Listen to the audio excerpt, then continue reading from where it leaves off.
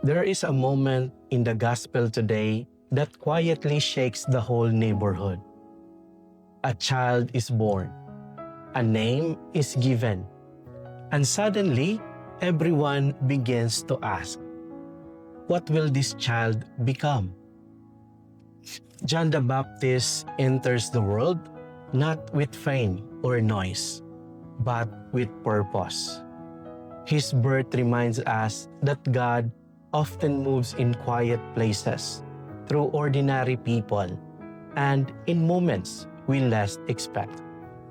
Elizabeth and Zechariah waited, they trusted, and in God's perfect time, the impossible happened. As Christmas draws near, this story invites us to look at our own lives. Maybe God is preparing something in you. Maybe He is opening a door you have not noticed, or planting a seed of healing, forgiveness, or courage. So today, let the birth of John remind you of this simple truth. God is gracious, God is faithful, and God is working in your life, even now, in ways you cannot yet see. So, let your heart be ready. The Lord is near.